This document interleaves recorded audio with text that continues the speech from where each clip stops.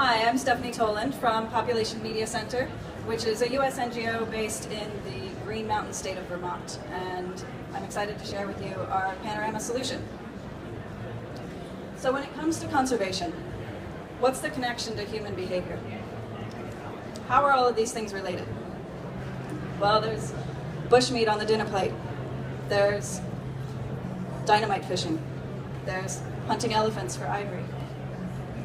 All of these issues, human behavior is the problem. This brings us to gorillas and farmers.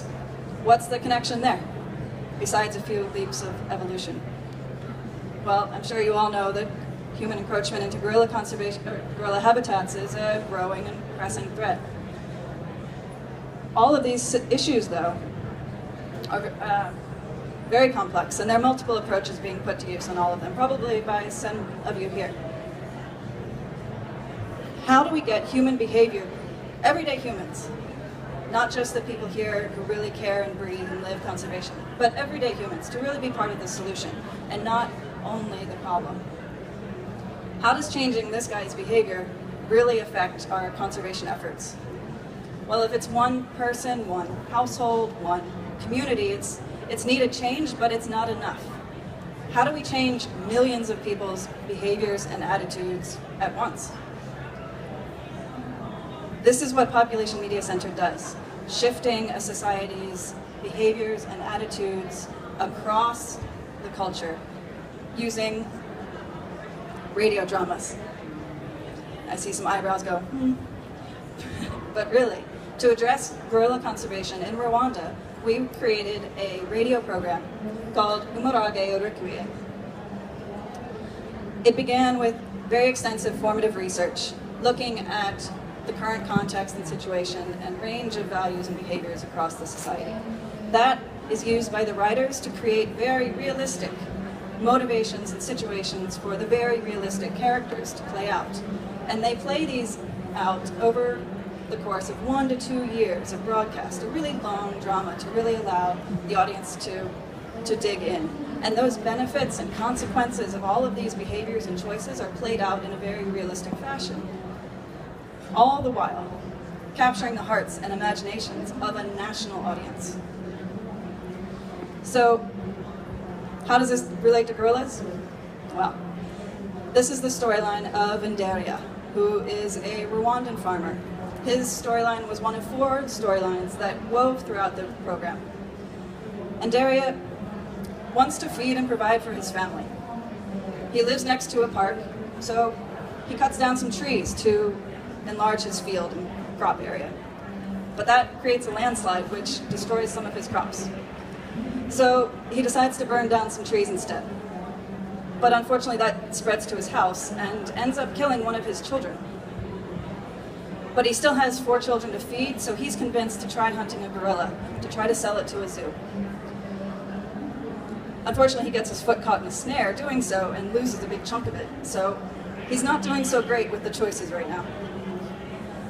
All the while, positive and negative role models have been pulling on him in different directions. It was the negative role model whose idea was the hunting the gorilla. But after suffering all of these consequences and these poor choices, the positive role model, his young neighbor, convinces him to plant tree seedlings on his plot instead. Not only will doing so prevent another landslide, but it will protect the gorillas in his area, which will attract tourists and income for his community. Most importantly for Nderia, those trees can also be used to create handicrafts to sell to those tourists, which will increase his income and solve his problems. So, this story of his experiences, broadcast over 2 years, did it work? What kind of results can we expect from this? Well, in a country of about 6 million people, first of all, with the original broadcast and a rebroadcast, we attracted about half of the country as loyal listeners throughout the 2 years of broadcast. We surveyed tree seedling purchase sites and found that 11% of buyers had been motivated by the drama to come in and purchase tree seedlings. And that's in a country where $1 goes a long way. We found that listeners were much more likely to understand the connection between guerrilla conservation and their own prosperity, and they were more likely to have considered the role of family planning and the size of their family and its impact on the environment. The 5 building blocks of our solution as part of the Panorama platform. They begin at the foundation with that really extensive formative research so that you can really create that realistic portrayal of what's going on in the society. Combining that with a very high production quality of this long-running drama using our methodology. And that creates a really highly entertaining program that, combining with strong promotion, builds a massive audience, as we saw about half the country listening on a regular basis. And so our programs are really designed using a very effective methodology for creating these dramas.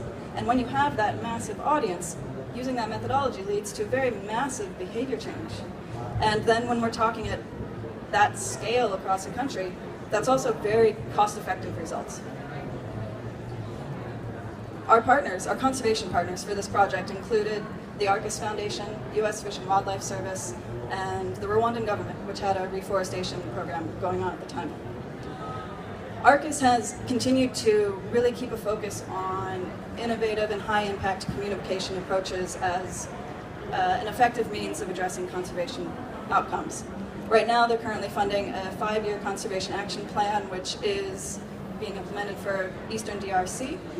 It's implemented by Jane Goodall Institute in Eastern DRC and includes support to PMC for a radio drama addressing not only the conservation outcomes and behaviors in that landscape, but also promoting family planning as a key element. This strategy of PMCs, this solution, has not only been applied in Rwanda, we've used it to impact audiences in over 50 countries. And it's been used to address a range of health, social, and environmental issues. We have addressed bushmeat consumption in DRC. We are designing a project to address the consumption and demand for ivory in China. And we have addressed dynamite fishing in Papua New Guinea. Where will it take us next? Well, perhaps it'll be with some of you here in other parts of the world. I hope you've enjoyed our story and our solution. And there are a couple 2-pagers back in the back on this project and PMC. Thank you.